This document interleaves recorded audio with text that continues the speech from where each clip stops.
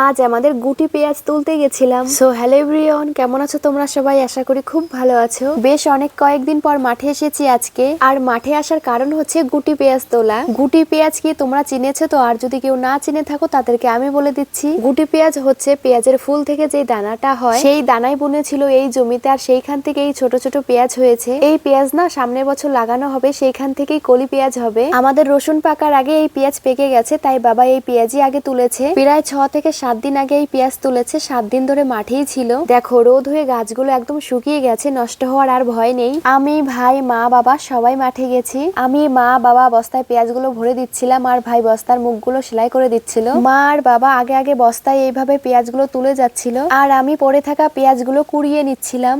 এই দিকে দেখো পরন্ত বিকালে সূর্য অস্ত যাওয়ার জন্য লাল হয়ে গেছে, আর আমাদের পেঁয়াজ ভরতে ভরতে রাতও হয়ে গেছে। এটা ছিল আমাদের আজকের মতন শেষ বস্তা ভরা। আমাদের পেঁয়াজ কিন্তু বস্তায় সম্পূর্ণ ভরা হয়নি, কিছুটা বাকি আছে। আজ তো রাত হয়ে গেছে, কাল আবারও আসবো। তো আজকের ভিডিওটা এই পর্যন্তই, দেখাচ্ছে পরবর্তী ভিডিওতে।